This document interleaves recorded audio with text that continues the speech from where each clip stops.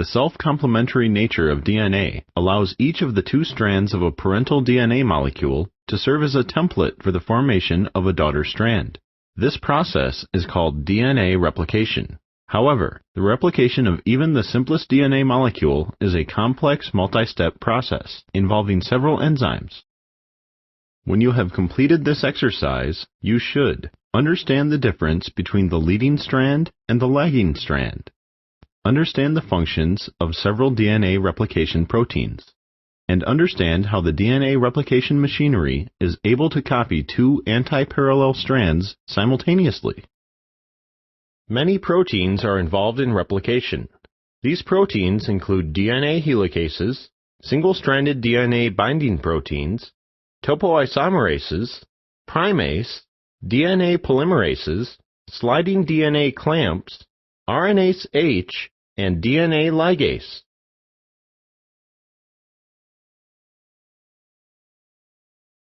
DNA helicases are a class of enzymes that couple ATP hydrolysis to the separation of DNA strands. The DNA helicases involved in replication are typically hexameric proteins in the shape of a ring. The junction between the newly separated template strands and the unreplicated double-stranded DNA is called the replication fork. The replication fork can be looked at as moving continuously toward the unreplicated double-stranded DNA. Single-stranded DNA binding proteins, or SSBs, bind to the single-stranded DNA to stabilize the separated strands. As the DNA unwinds, the twist number decreases. Therefore, the writhe number must increase, causing the DNA to become positively supercoiled. These supercoils are removed by topoisomerases. DNA replication requires an RNA primer to begin. Primase is a specialized RNA polymerase, which makes short RNA primers using single-stranded DNA as a template. Primase is activated by association with other DNA replication proteins, such as DNA helicase. The synthesis of DNA is catalyzed by an enzyme called DNA polymerase. DNA polymerase is only able to add dNTPs to the 3' end of a polynucleotide. Due to the anti-parallel nature of DNA, one strand is synthesized continuously toward the replication fork, while the other strand is synthesized discontinuously away from the replication fork. The continuously synthesized strand is called the leading strand, and the discontinuously synthesized strand is called the lagging strand.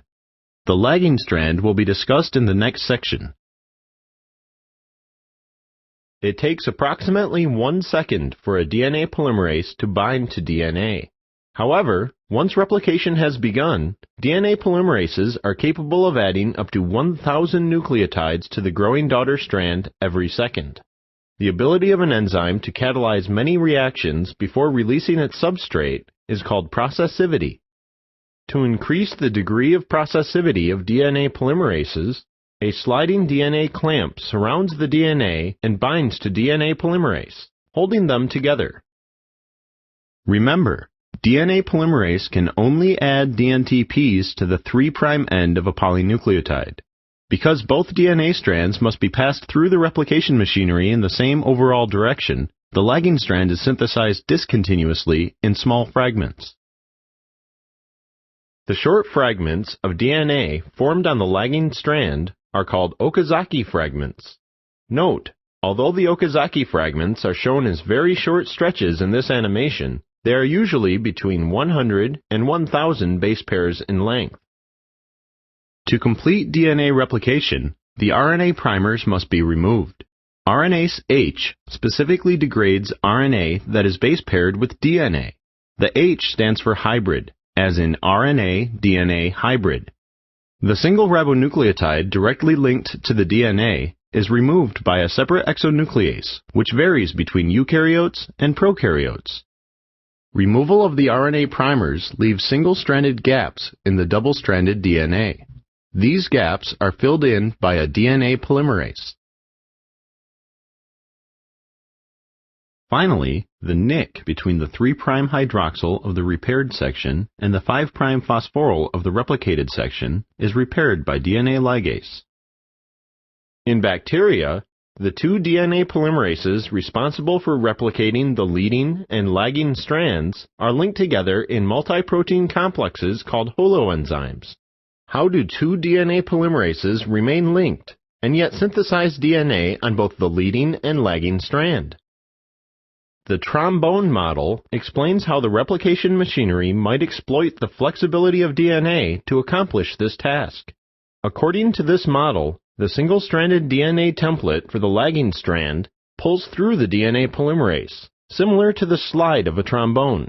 This flexibility allows the DNA polymerase to add nucleotides to the 3' end of the growing lagging strand. The DNA polymerase holoenzyme also contains a sliding clamp loader.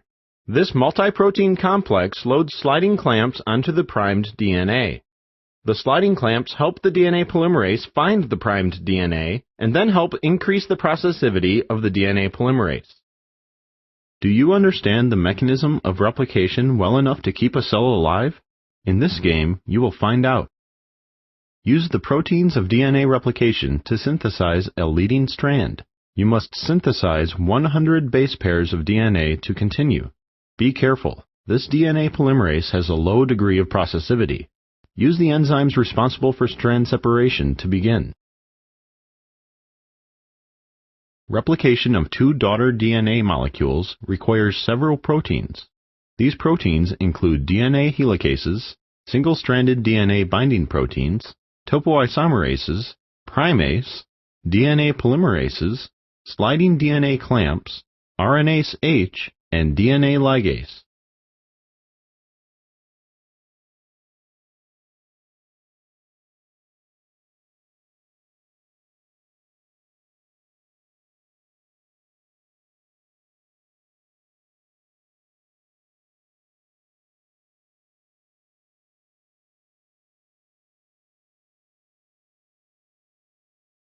The replication fork is the junction between the newly separated template strands and the unreplicated double-stranded DNA.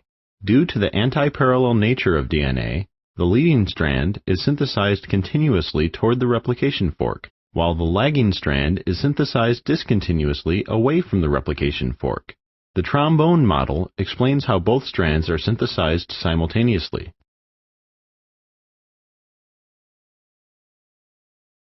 You have completed this exercise.